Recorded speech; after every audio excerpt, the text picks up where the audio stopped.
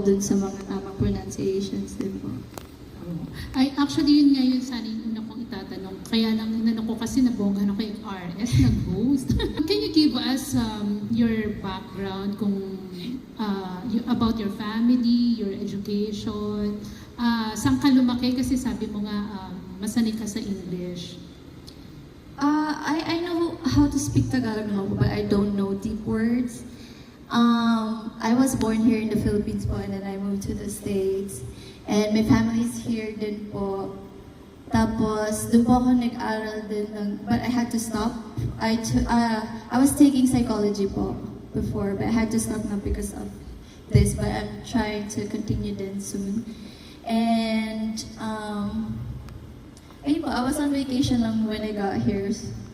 Tapos, nag-try lang po ako mag-audition sa EQ Prime Music. And then I got in, and I'm here for almost 3 years na po. Okay. So, 3 years ka nang nasa AQ Prime or bago pa lang? Yes po, but I debuted 2 years ago po. Parang nag-train po kami for a year muna, and then nag-debut po after a year. Yung family mo, gaano sila ka-supportive sa career mo? Very supportive po, kasi they couldn't stop me. Kasi ayaw po nila talaga at the beginning yung itong in the industry, because they know how hard it is to be here in the industry. But I love what I do, so parang napilitan na lang po sila. Sinuport na lang po nila ako kasi nakikita nila kung gaano ako kasaya while I'm performing po. Napaisip ako kasi parang galing ka sa mayamang pamilya. Yayaman. Last na lang, kanino mo gustong i-dedicate yung Ace among our local actors or kung may crush ka man sa showbiz or ina-admire? Pwede po ba sa fans ko na lang i-dedicate? Because I really can't think of, I don't know much artist po kasi pa, I'm still doing my research, but I always dedicate po kasi all of my songs sa mga fans ko. Kasi meron po akong one song dyan na nabanggit ko yung fandom name ko, Zailers. It's just like parang pag nandyan lang lagi sila sa side ko, I can do anything. Kasi I'm not gonna be here kung wala naman po yung mga fans ko, yung Zailers nga po. So sa kanila ko po lagi dinededicate yung mga songs ko because they help me and I help them. Okay, thank you. Kala ko nagpe-play safe lang siya. May add lang ako. Po ako. And I feel like I had that aura before, or maybe until now, I don't know. Intimidating po ako minsan pag di po ako naka-smile or hindi po ako nagsasalita. But I'm just like that. I'm very quiet as a kid.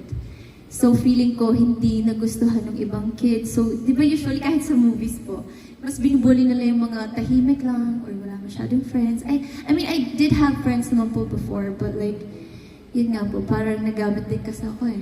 Anong ginagawa nila sa iyo? Anong klaseng More pabuti? on words naman po, or minsan yung parang, parang away bata na, how do you explain that? Halimbawa, yung pipicturean po ako nang hindi ako nakatingin, yung mga ganun, tapos pagkakalat po nila yung mga ganun po. Ganun pala. Ako kasi nabully din ako dahil. Nabully ka ba? Pero hindi gaya sa Paano ka iyo. pinuli dahil? Tsaka ako nalang PM sa kanila. Anyway, may tanong si Chacha. Yung mata yung nakatutok sa mga P-pop artists. So was there ever a time na may mga nababasa ka online na bashing? Was there ever a time na parang nalungkot ka? And what did you do to prove that yung mga nababasa mong bashing, to prove it wrong? I mean, I don't want to spend too much time for bashers po because I have so many blessings na natatanggap po every single day. So mas nagpo-focus po ako doon because again, I'm spreading positivity and love sa lahat ng tao po. So I don't want to focus on that. Kung magpo-focus ako doon, baka ganun din gawin yung mga naglo-look up po sa akin and I don't want that to happen. Gusto ko, masaya lang po lagi. Kaya nga masasaya lang yung mga songs ko din. More on uplifting, motivational songs. Because I don't want to waste my time po. If ever man, may mabasa ako, hindi maiwasan talaga. I use it as my motivation to do better. in my career because sometimes it helps din naman po. Because minsan hindi mo nakikita kung may mali ka ba or what. But yun na po, I don't really focus on negativity. Love band. Yes. Like group or Yes, love band. love band. Yeah, like you're not allowed to have any romantic relationships. Band, okay. Wala naman, hindi naman po ganun ka-strict sa amin, but I feel like I'm more strict for myself po. Mas nagpo-focus po kasi ako sa career ko ngayon kaysa sa love life. I mean, I'm not closing my door, but I'm more focused with my career because I love what I do po talaga. Did it ever, have a negative impact sa iyo? It did po. I'm gonna lie if I say no. But, ayun na po. I'm that person na I always use it as a motivation. Kaya po siguro din nandito ako kasi ginamit ko yung mga bully. I made myself better. Kasi parang minsan kalaban ko usually yung sarili ko. That's why I have a song, Leave Me. Yeah. Yung Leave Me po is about like, you wanna leave yourself, but you couldn't. Because ikaw yan eh, hindi mo maiiwan. And there's a lot of negative thoughts po in your head na hindi mo minsan malabanan. So, yun po yung ginamit ko. Kaya siguro nandito ako po ngayon kung nasan man ako ngayon. Thank you for sharing. Thank Last you. na lang, you seem to be very invested and hands-on sa music mo and passionate. How hands-on were you dito sa Lockhart? Oh, very hands-on po. Parang lahat ng ginawa namin, dumaan sa akin. And usually po, parang mas gusto ko ako yung gumagawa, yung sa, with the help naman po of our team. But like, mas madami akong input dito ngayon kasi nga, album siya. And ginawa lang po namin siya for a month or two. So, and not everyone can do that. Yeah. So ako din po, ginawa ko lang yung mga songs this year. So pinarinig ko lang kila Attorney Honey and Attorney Aldrin po. Sabi nila kasi mag-send ng songs sa kanila. And then they liked 6 of my songs. So ayun po, naging album na siya. Pero yun, very hands-on po ako sa lahat. Ako pumipili ng ganito, ng ganyan. Kailangan gusto ko po lahat yun. Kasi it's part of me, very personal yung mga songs ko din. So I want, may input ako sa lahat po. Thank you. Thank you That's po. what's amazing. Empower. Romantic. Never ka pa nagka-boyfriend. Romantic. I mean, I had crushes po before, but I don't know. Masyado po ata akong naging strict sa sarili ko. I didn't have time to. So wala pa siyang boyfriend na. Yeah. Maybe, ikaw ba yung tipong kahit babae ka, pag interesado ka sa lalaki, you'd come up to him and introduce yourself? Ikaw ba yung tipong ayaw mo na Okay. Ayun po, very surreal po yung feeling nung nalaman namin kasi also, I got nervous din because first big stage ko siya. Ng 2025, pagpasok po ng year, parang yun agad yung nalaman namin. So sabi ko sana magtuloy-tuloy na yung blessings that time. So, ito nga, nagkaroon po ako ng album after yung mga ganyan. So parang 2025 is your year. Yes. Nice. How long is your contract? Dito pala si Herrera. The Dangerous Beauty with 5 years? Mildred na The Dangerous Beauties. Hindi ka ba, 3 years na siya sa AQ Prime. 3, yeah, because may years more. Above. So how do you find your career sa AQ Prime? Mabagal ba o mabilis?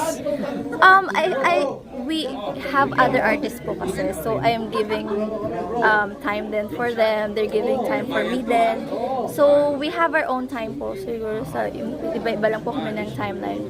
But patience talaga. Oo, pero ikaw, sa sarili mo, how many years na binibigay mo para talagang katulad na ibang Bini? Ang Bini rin, ang tagal bago na recognize and the 2 other years group. po ata sila. Yeah, Opo. ikaw. Ayun nga. yun din po yung iniisip ko na lang, and not everyone is yung talagang nag-success agad or sumikat agad. So it takes time po talaga. So I'm waiting for my own time. And sana ito na yun. Zila, kanina kasi parang minimal lang yung na-i-share mo about your family. Ano ka ba? Eldest, youngest, or ilan kayo? Youngest po. I'm the youngest. Ilan kayong magkakapatid? 3 po, all girls. Okay. So sa family, walang boy. Ikaw lang yung nag-try mag-showbiz. Opo, pero kasi nasa family po namin yung singing, music, but like ako nga lang po yung nag-pursue sa industry. Yung dad mo, Asan yung American, dalawa? di ba sabi mo? Opo. So, kailan siya napunta dito sa Philippines? Hindi ko po masyado alam ang story ng dad ko. Hindi ko po, I'm not that, kasi quiet nga po ako, so I don't really pry sa life ng dad ko, so I don't really know. Amerikano Pero- talaga siya. Ang alam namin, Pilipino rin yung father mo. Hindi sabi niya Hindi. he's an American.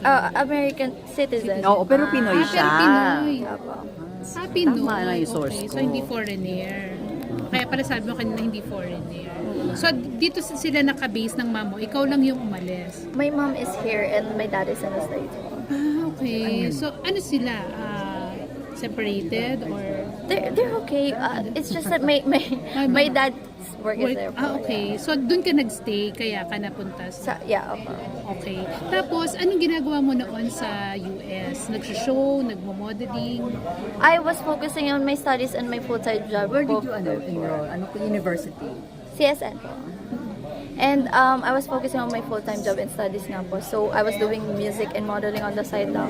Hindi siya full-time po talaga. Dito lang po ako nag-full-time. Full-time as a musician? Yes. Okay. With anong company? Yung ngayon po. Hindi, yung... when I you was were- independent artist po doon. Kasi on the side ko nga lang po siya. Hindi ko siya masyado You produce your own pinocus. songs? You produce your own songs before? Opo. Ba't di mo siya Even the music video, I make my own. I hire people lang. I pay. Ay, bakit hindi mo siya pinursu doon? To think na... I wanted to try it here lang po because I love our country. So parang gusto ko dito mag-start ng career talaga. So nag-try pa ako mag-audition and yun nga, I got in. So very lucky din po na nabigyan ng opportunity. Excuse me, ano yung school na sinabi mo? Sa Amerika and then dito? College of Southern of Nevada po. And then dito? Dito? Akala plano mo ipagpatuloy yung psychology course mo. Wala pa po akong naiisip po. Kanina, din-mention mo rin na nabully ka. So, saan ka nabully? Dito or nung nasa US ka na? Both. Paanong bullying?